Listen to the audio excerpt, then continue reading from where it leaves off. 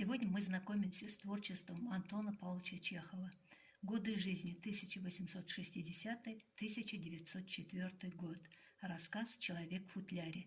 Цель нашего урока – познакомить с личностью Чехова, обзорно представить географические места, связанные с именем писателя, дать краткое содержание рассказа Чехова «Человек в футляре».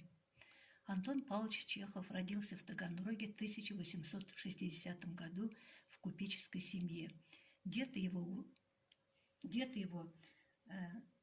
Егор Михайлович ценой напряженного труда скопил деньги и выкупил всю свою семью из крепостного состояния. Отец же, Павел Егорович, уже будучи свободным человеком, открыл в Таганроге небольшой магазин. Сам Чехов никогда не забывал о своем происхождении. Он всегда говорил, что во мне течет мужицкая кровь. Детство Чехова было подчинено напряженному рабочему режиму. Начиная с 5 утра до 11 вечера, жизнь юного Антона и его братьев проходила между работой в лавке и бесконечными репетициями в церковном хоре, организованном Павлом Егоровичем. Отец был очень деспотичный и крутого нрава. Доставалось не только его детям, но и его жене Евгении Яковлевне. Впрочем, характер отца смягчился только тогда, когда Антон начал зарабатывать сам и стал главным кормильцем в семье. В 1876 году семья вынуждена была переехать в Москву, так как Павел Егорович объявил себя несостоятельным должником. Антону пришлось остаться в Таганроге, выполняя долговые обязательства отца, продавая оставшиеся вещи. И в то же время он занялся репетиторством. Тяжелые впечатления детства и юности позже найдут отражение в рассказах Чехова «Ванька», «Спать хочется» и другие. В 1879 году по окончании гимназии он получил небольшую стипендию и перебрался в Москву, где и поступил на медицинский факультет Московского университета. Однако денег на жизнь не хватало, и Чехов начинает активно сотрудничать в журналах, пишет небольшие рассказы и посылает их в различные издания. Так, вот дом на Полицейской улице, где родился Чехов. Это в городе Таганроге. Так, дом и бакалейная лавка отца Чехова в городе Таганрог. Так, здесь гимназия, в которой учился Чехов, и прототипом рассказа «Человек в футляре» стал инспектор Таганрогской гимназии Дьяконов.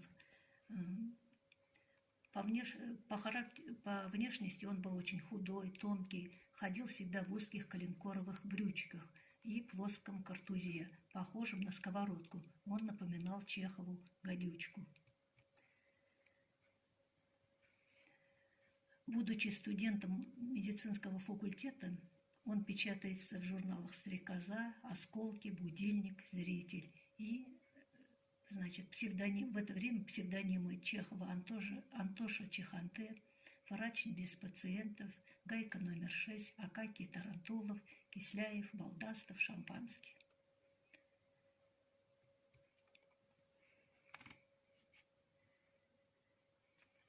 Заканчивая университет в 1884 году, Чехов был уже автором таких великолепных произведений, как «Хирургия», «Хамелеон», «Жалобная книга», «Смерть чиновника», «Толстый и тонкий», которые впоследствии будут считаться программными в его творчестве. Все они выросли из небольших историй, анекдотов, забавных сценок и по своей сути превратились в сатирические обличия к современной Чехову действительности. Получив диплом врача, Чехов устраивается на работу в Подмосковье. К нему идут люди не только с заболеваниями, но и за советом. И Чехов старался никому в этом не отказывать. В 1890 году Чехов совершает тяжелейшую поездку по Сахалину, каторжному острову, месту ссылки заключенных. уже больной чехоткой, в весеннюю распутицу, он проехал на лошадях 4500 верст и лишь в конце июля прибыл на Сахалин. То, что он увидел по пути на Сахалин и на самом острове, потрясло его. Существование обитающих там людей даже трудно было назвать жизнью.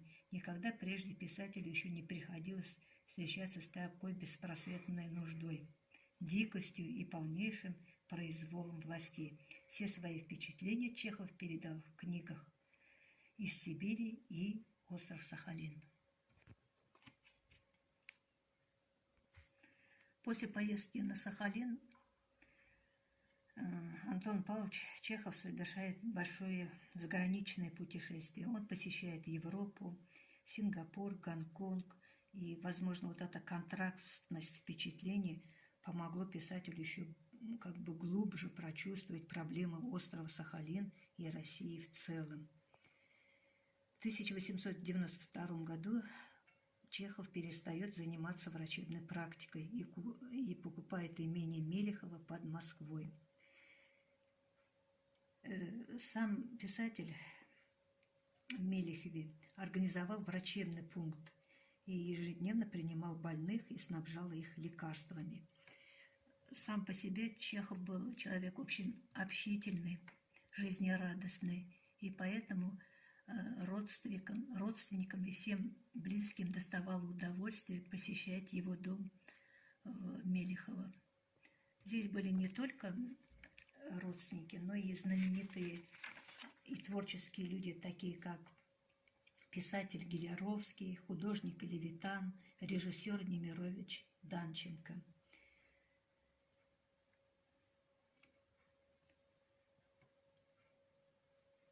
Так, вот знаменитый флигель Мелехова. Здесь были написаны маленькая трилогия «Человек-футлярич», «Крыжовник», «О любви» и пьеса «Чайка».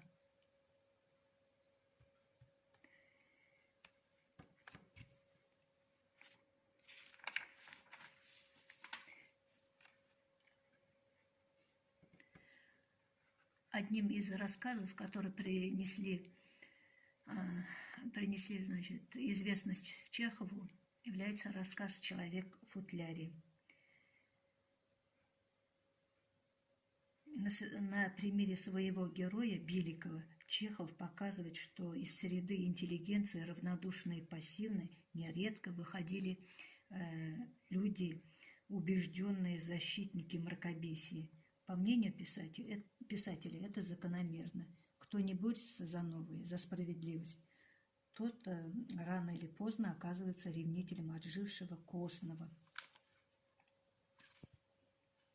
Беликов носил темные очки, фуфайку, уши закладывал ватой, и когда садился на извозчика, то приказывал поднимать вверх.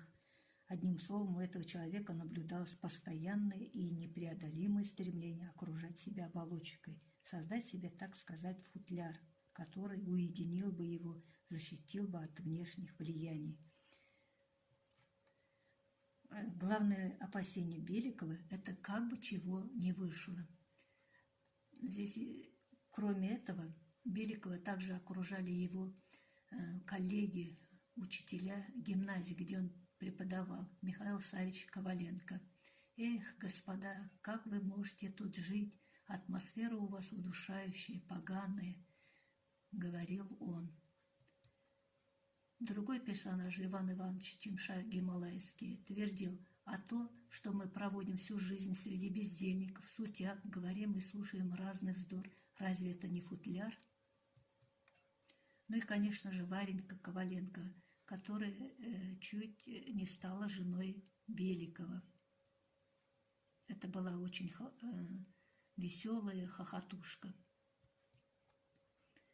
Так, ну и коллега Беликова, учитель гимназии Буркин, отмечал: людей, одиноких по натуре, которых, как рак-отшельник или улитка, старается уйти в свою скорлупу, на этом свете немало.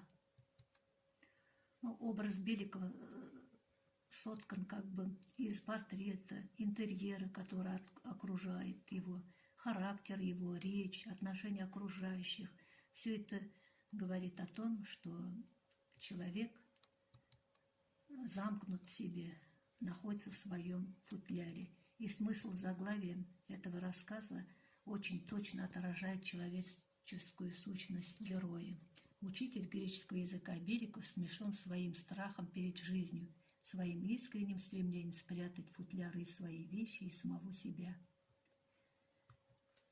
Художественная деталь – средство раскрытия образа в рассказе «Человек в футляре».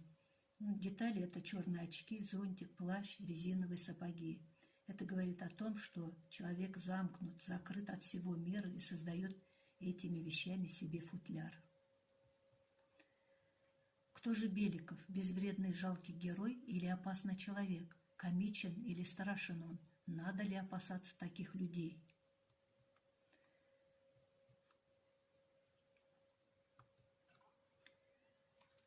Когда Коваленко спускает Беликова с лестницы, здесь вот спуск с лестницы символичен. Происходит низвержение Беликова с его высоты его положения.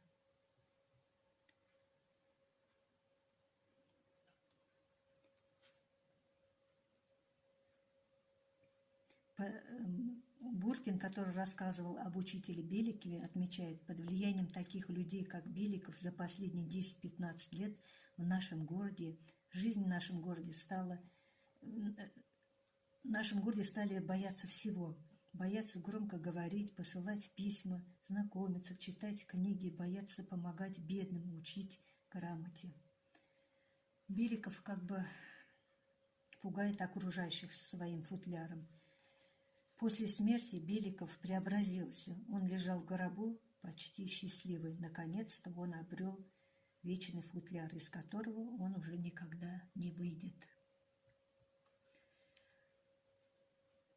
Чеховские рассказы поражают емкостью содержания, масштабами художественной обобщения. В год 150-летия юбилея Чехова на родине писателя состоялось торжественное открытие скульптуры «Человек в футляре». Двухметровая скульптура представляет собой худощавого человека в очках и с зонтиком, который как бы идет, сопротивляясь ветру. Композицию, созданную известным ростовским скульптором Давидом Бегаловым, установили возле гимназии Чехова. Скульптура стоит без постамента, рядом с идущими по своим делам людьми, как, собственно, и положено чеховскому герою, пришедшему из жизни. Но авторская позиция такова. Автор отмечает, а разве то, что мы живем в городе, в духоте, пишем ненужные бумаги, играем в винт, разве это не футляр? А то, что мы проводим всю жизнь среди бездельников, сутяг, глупых праздных женщин, говорим и слушаем разный вздор, разве это не футляр? Видеть и слышать, как лгут, и тебя же называют дураком за то, что ты терпишь эту ложь. Сносить обиды, унижения, не сметь открыто заявить, что ты на стороне честных, свободных людей, и самому лгать, улыбаться, и все это из-за куска хлеба, из-за теплого угла, из-за какого-нибудь чинишки, которому грош цена. Нет, больше жить так невозможно, отмечает